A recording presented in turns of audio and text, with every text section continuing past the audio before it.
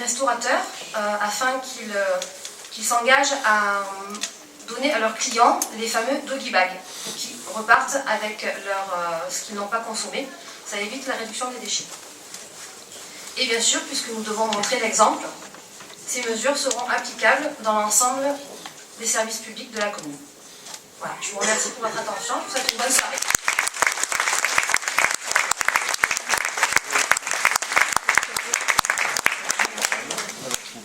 La gestion des risques naturels. Alors à Grimaud, il y a 2 risques majeurs, c'est les incendies et les inondations. Il y a 2 aspects pour gérer ces 2 risques. Il y a l'aspect curatif, c'est-à-dire on essaie de mettre en place des choses pour améliorer l'existant. Et il y a le plan préventif quand l'événement va se produire de toute façon et il faut en réduire l'impact. Sur le plan curatif, il faut réactualiser le PPRI. Alors il va y avoir plein de sigles, je vais vous les expliquer parce que c'est très barbare. Donc le PPRI, c'est le plan de prévention des risques incendie et le plan de prévention du risque inondation. Les 2 datent de 2005. Ils sont assortis d'un plan communal de sauvegarde qui, à ce jour, est incomplet. Il faut reprendre et activer les dossiers intercommunaux concernant les papilles. Alors, ce n'est pas nos papilles, c'est le plan d'aménagement et de prévention des inondations.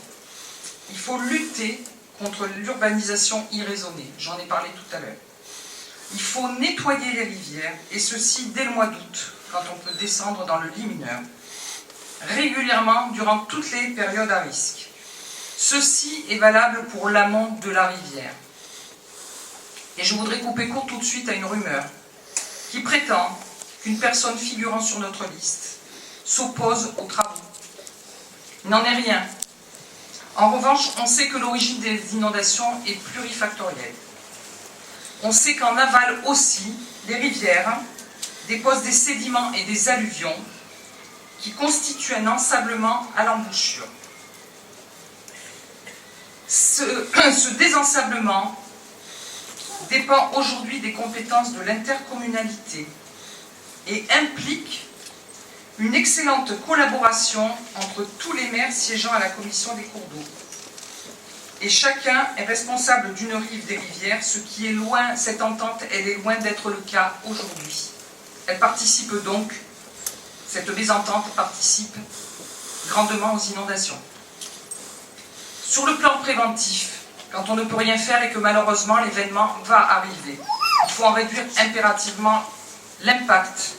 Il est absolument inconcevable, je dis bien inconcevable, que les entreprises comme les particuliers supportent ça tout le temps, 1 fois, 2 fois par an et toutes les années. Il faut donc anticiper l'ouverture d'hébergements d'urgence. On ne peut pas dire aux gens, partez de votre lotissement, partez de votre entreprise, débrouillez-vous. Il faut leur dire, partez, mais vous avez cette salle qui vous accueille. C'est déjà suffisamment douloureux de laisser son chez-soi pour se retrouver à la rue. Il faut évacuer les zones qu'on sait menacées, qui sont répertoriées, qu'on connaît, c'est récurrent. Il faut les évacuer avant.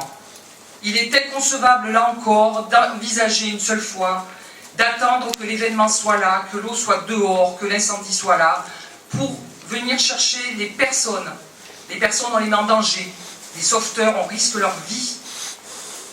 La mise en sécurité des biens par tout dispositif adapté, ça veut dire que les entreprises, elles finissent par ne plus être assurées. Les assureurs leur disent, comme les particuliers d'ailleurs, les assureurs leur disent on n'en veut plus de vous.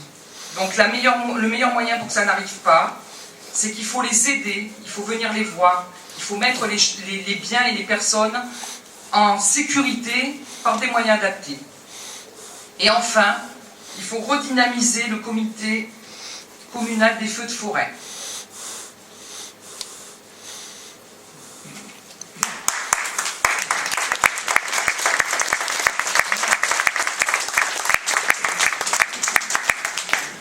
Pour la solidarité et le handicap, j'appelle Marine Orecchini, journaliste.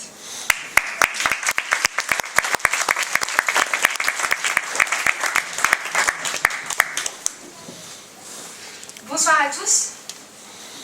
Merci Yvette de me donner la parole ce soir sur un sujet qui me tient à cœur, celui de la solidarité et du handicap.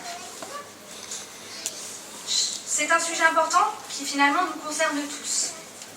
Chacun de nous, à un moment donné de sa vie, peut avoir besoin d'aide ou de se sentir soutenu par une communauté solidaire. Nous avons donc beaucoup travaillé sur cette thématique avec Yvette et ce que nous proposons est simple. Nous voulons agir et lutter contre toute forme d'exclusion sociale. À commencer par l'isolement et le manque de mobilité. Car nous le savons tous à Grimaud, les moyens de transport collectif se font très rares. Il est donc difficile sans véhicule pour certaines personnes de se déplacer dans les communes alentours. C'est pourquoi nous voulons agir. Pour ce faire, nous allons tout d'abord mettre à disposition un van, à disposition bien sûr de tous nos citoyens, un van qui sera aménagé et qui permettra à chacun de pouvoir se déplacer pour les sorties du quotidien. Alors ça peut être pour aller faire des courses, pour se rendre chez son médecin ou son spécialiste, ou pour être transporté à l'hôpital notamment. Ce van, il sera doté d'un aménagement spécifique pour les personnes à mobilité réduite. Nous allons également donner l'accès à une salle commune, où chacun pourra se retrouver pour partager un moment de convivialité. Le principe, encore une fois, il est simple. Tout le monde peut s'y rendre, ramener ce qu'il souhaite pour pratiquer des activités diverses, pour boire un café, ou tout simplement pour discuter et pour pouvoir échanger. Cette salle, elle sera ouverte en journée avec des horaires définis et une personne y sera bien sûr présente pour en assurer la tranquillité et le respect des lieux. Enfin, nous souhaitons restaurer le service civique pour favoriser les liens intergénérationnels en proposant des missions au service de tous. Pour ces jeunes volontaires, ce sera l'occasion d'avoir une première expérience professionnelle, d'être au contact des gens, de contribuer au bien de la communauté et de se sentir utile. Et cela permettra également aux personnes qui en ont besoin de bénéficier d'une aide précieuse. Autre point sur lequel nous souhaitons travailler, c'est l'exclusion numérique. Alors, petite explication pour ceux qui ne savent pas ce que c'est que l'exclusion numérique. Il faut savoir que l'année 2016 a marqué un tournant, puisque nous sommes actuellement dans une dématérialisation complète de certaines prestations sociales majeures. Le tout numérique, aujourd'hui, il devient omniprésent dans notre société et également dans nos démarches quotidiennes. Aujourd'hui, pour accéder aux soins, pour accéder à l'emploi, à l'énergie, aux services bancaires et d'autres démarches, nous nous tournons vers Internet. L'usage d'Internet est donc devenu une obligation et pour les personnes en fragilité sociale, ce changement expose à un risque rapide d'exclusion. C'est pourquoi nous souhaitons mettre en place, en lien avec le Centre communal d'action sociale, 2 actions. Tout d'abord, nous allons créer des ateliers visant à former les personnes qui le souhaitent à maîtriser l'outil informatique. Car il nous semble important que chaque personne ait la possibilité de devenir plus autonome. Nous voulons également aider les personnes qui sont dans la capacité à maîtriser cet outil numérique, en les accompagnant dans toutes les démarches administratives qui vont bientôt basculer dans le tout numérique. Et je prends pour exemple la déclaration des impôts, la déclaration annuelle des impôts. Pour finir, en ce qui concerne le handicap et les personnes à mobilité réduite, nous allons améliorer et poursuivre les aménagements concernant l'accessibilité de tous les lieux accueillant des manifestations publiques et plus généralement tous les lieux publics. Car ce qui peut paraître facultatif pour une personne autonome est au contraire essentiel et même indispensable pour une personne à mobilité réduite. Vous l'aurez compris, pour Grimaud Autrement, la solidarité humaine est une valeur fondamentale, un lien fraternel qui nous unit tous et que nous souhaitons préserver pour notre futur. Merci à tous.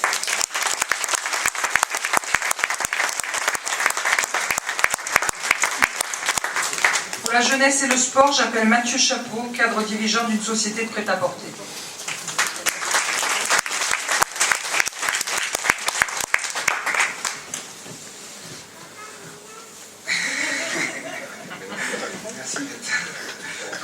étaient là à la réunion du 19 février, la première réunion, vous avez pu constater que mon fan club est toujours présent.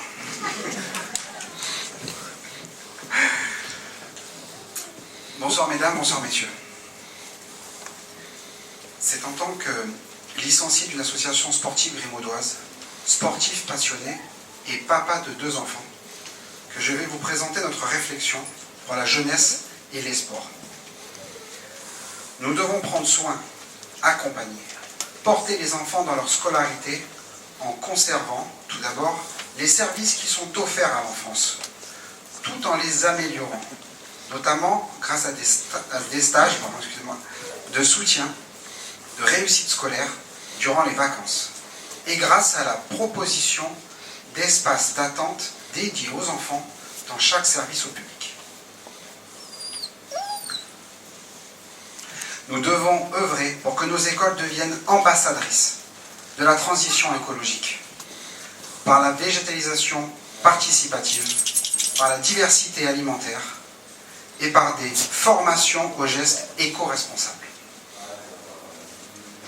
Nous devons également motiver les jeunes, motiver leurs engagements dans des causes qui montrent souvent la voie de nouvelles solutions. Il est donc nécessaire de guider leur autonomie en développant leur capital confiance à l'aide d'une commission extra-municipale de la jeunesse, leur permettant ainsi d'organiser des événements et des animations, comme par exemple des vacances au ski, week-end découverte ou encore une visite de sites culturels local ou national. Grimaud Autrement se veut de soutenir la réalisation de leurs projets grâce à la mobilisation de l'ensemble des moyens municipaux, associatifs, privés et autres. Le sport est précieux, utile, efficace et irremplaçable. Il développe le sentiment de l'appartenance, il éduque, il forme et il nous apprend les règles de la vie commune, la valeur de l'effort et le dépassement de soi. Il est primordial dans ce cas de favoriser, de soutenir, d'améliorer le développement de la vie associative et de l'engagement du citoyen. Pour cela, nous voulons rencontrer tous les responsables des associations sportives afin de travailler ensemble pour mieux répondre à leurs besoins humains et logistiques. Il est également essentiel d'équiper, d'étendre, d'enrichir les installations sportives des Blaquières par un projet d'aménagement et de développement. Projet d'un cadre de vie convivial et familial où il est bon d'aller, de se retrouver en famille dans un espace de pique-nique avec 1 heure de jeu pour enfants. Projet d'installation de bancs supplémentaires, de création de zones ombragées. Vous l'aurez tous compris, cet espace vert est une ouverture à la créativité. Et enfin, le projet de création de vestiaires sains et sécurisés entre les terrains de rugby et de foot, ainsi que le renouvellement de la pelouse synthétique du terrain de football qui est devenue obsolète et surtout dangereuse. Je vous remercie pour votre écoute.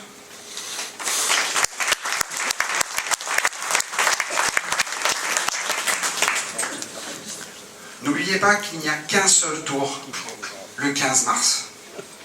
Alors votez bien et votez Grimaud Autrement.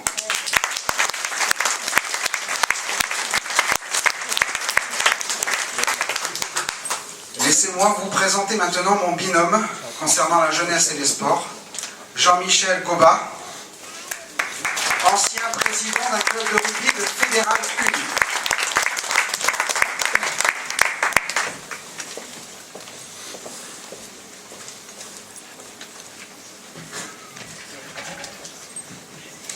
Bonsoir. Bonsoir. C'est avec une grande fierté que je participe à la campagne municipale de Grimaud Autrement. En effet, j'apprécie de travailler avec mes colistiers. Les compétences sont nombreuses et variées. Ils sont à l'écoute, dynamiques, positifs Ils ont tous un amour profond pour Grimaud et leurs ambitions collent à la réalité. Je me régale avec eux. J'apprécie également Yvette, qui est une femme de grande qualité, une femme de caractère, humble et qui a toutes les capacités nécessaires pour être un bon maire.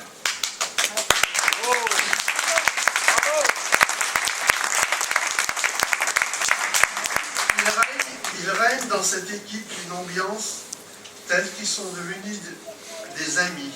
Et ça ne peut que présager une très belle aventure pour la suite. Toutes les compétences sont réunies pour mettre en place la nouvelle équipe dont Grimaud a besoin. Cela étant dit, je vais parler du rugby maintenant. Le sport a pris une place importante dans ma vie. Outre les bienfaits de la santé, il donne goût à l'effort, il fédère les acteurs économiques de la ville et favorise le marché local. C'est pour ça que j'ai été président pendant 10 ans du CSVN Rugby. Nous avons commencé en Fédéral 3 avec des copains, des anciens copains de rugby qui étaient des joueurs.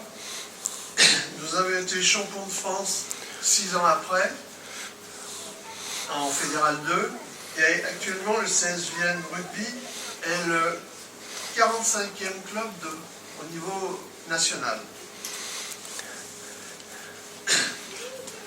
C'est avec plaisir que je vois de nombreux entrepreneurs se retrouver les dimanches de match, pour le rugby bien entendu, mais aussi pour les affaires. Le Var est un pays de rugby. Le rugby club du Golfe se trouve près du club prestigieux comme le RCT, et je suis sûr qu'il mérite mieux que de jouer en 3e série.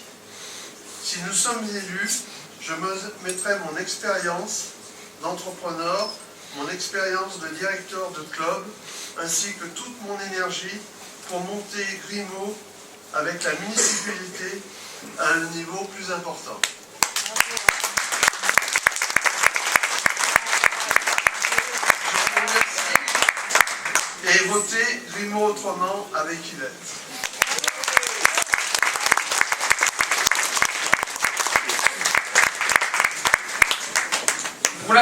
Pour le tourisme, la culture, le patrimoine, j'appelle Jean-Daniel Latard, hôtelier.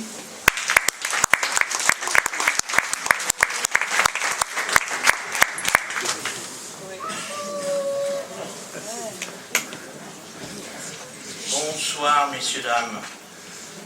Alors, j'ai fait des petites notes, je vais essayer d'être un peu plus bref. Certains ont soif, peut-être, donc on va commencer, donc je vais prendre mes petites lunettes, par le tourisme. Le tourisme, oui. La culture et le patrimoine. Ces trois thèmes sont liés. Alors je vais essayer de faire un condensé. Aujourd'hui, le tourisme a changé. Les touristes ne se contentent plus du ciel, du soleil et de la mer. Ils aiment s'enrichir par la connaissance de notre patrimoine, de notre terroir, des événements culturels multidisciplinaires. Le tourisme dans le Golfe devient difficile. Comme dans l'urbanisation de notre commune, nous devons construire l'hébergement touristique avec raison. Nous avons trop d'offres pour une demande qui diminue d'année en année. Il faudra bien qu'un jour prochain, les professionnels du tourisme et les municipalités se retrouvent autour d'une table afin de sauvegarder l'existant. Et Grimaud, autrement, se veut être l'instigateur de cette réflexion.